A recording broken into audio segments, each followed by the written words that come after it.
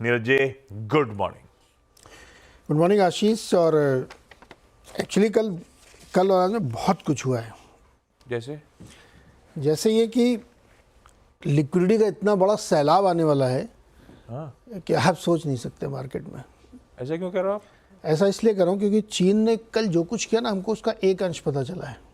बाकी वो कट का आरआरआर कट का 50 बेसिस पॉइंट पता चला था हमको। अभी मैं बताऊंगा क्या क्या है। आप ये सोचिए, उससे अंदाज़ा लगाइएगा कि जो चाइना की कंपनियां अमेरिका में लिस्टेड है, जिसको ड्रैगन इंडेक्स कहते हैं, कल उसमें 9% की रैली हुई है, जो कि 2020 के बाद की सबसे बड़ी रैली है।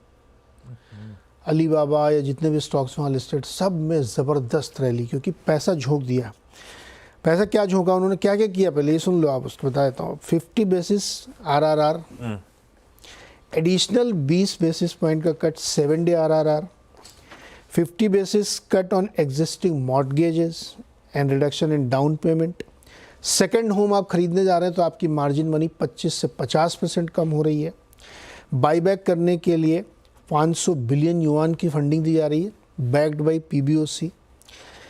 और एक और हाफ यानी 50 बेसिस पॉइंट कट यहाँ से दिसंबर के बीच में RRR में।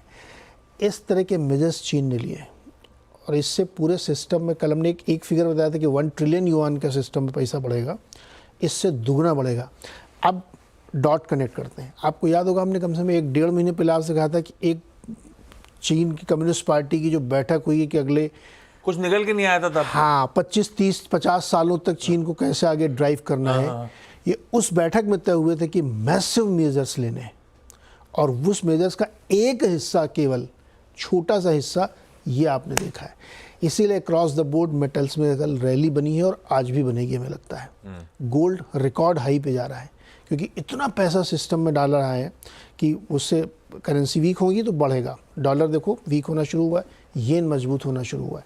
तो ये जो लिक्विडिटी का फ्लो आया ना, इसमें मार्केट्स में बहुत बड़ी तेज़ी का एक्सपेक्टेशन कर सकते हैं। अब ये बलून बनेगा, कब फटेगा पता नहीं मुझे, लेकिन इतनी सिस्टम में पैसा डाला जा रहा है।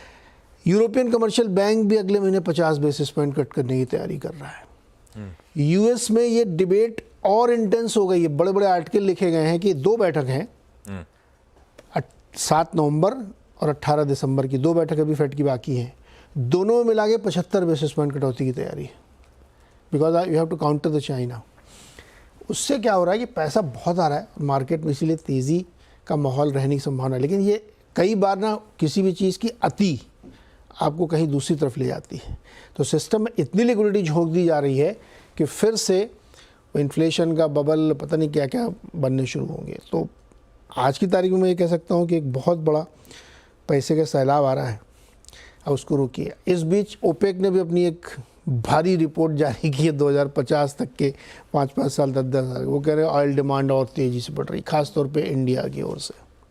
दूसरी ओर जियोपॉलिटिकल टेंशन बना ही हुआ है। सो बहुत कुछ एक साथ आपको इस समय देखने को मिल रहा है। 75 के बाद क्रूड चला गया है, तो क्रूड में और बड़ी तेज़ी आई, क्योंकि चीन में पैसा झोंका गया, डिमांड आएगी तो क्रूड बढ़ेगा। तो अब इसका एनालिसिस आप करिए कि कैसे होगा, लेकिन सिस्टम में पैसे बहुत डाल दिए गए, टू मच मनी। लिक्विडिटी झोंकी जा रही है। ग्लोबली सेंट्रल बैंक्स वैसे भी रेट कट साइकिल की तरफ एग्रेसिवली बढ़ गए। तो भैया खूब पैसा आ रहा है, लिक्विडिटी और मोमेंटम ड्राइव करेगी, ये बात सही है। मेटल्स रडार पे रखिएगा। कल 3:30 बजे जहां इंटरनेशनल डॉक्टर कॉपर छोड़ के गए थे, वहां से इस समय भी 2% ऊपर है। कच्चा तेल कल सुबह अपन चर्चा कर रहे थे 74, बड़ा सदा सा दिख रहा है, मूड ठीक होगा। आज वो 75 पार करके बैठा हुआ है इस समय सुबह। तो क्रॉस कमोडिटीज, इक्विटीज। आप गोल्ड देखिए कहाँ बंद हो रहा है, नहीं रहा है, वापस ये 2700 के पार जाने की तैयारी कर रहा है। फ्यूचर्स में 2700 टच मार दिया उसने। तो अक्रॉस एसेट क्लासेस, भाई पैसा है तो चैनलाइज होगा हर जगह, और वो होता हुआ दिख रहा है। इक्विटी से लेकर आपकी स्क्रीन पे बाकी वेरिएबल सब झूमते हुए। ऐसे में चलिए वीरू के पास चला जाए अप्रोच के लिए, क्या करा जाए निफ्टी बैंक में। कल ठीक है वो 26,000 पार कर गए, लेकिन ये बात हो रखी थी कि ऊपरी स्तरों पर शायद थोड़ा सा उन जोन्स पे कंसोलिडेशन का समय आया था।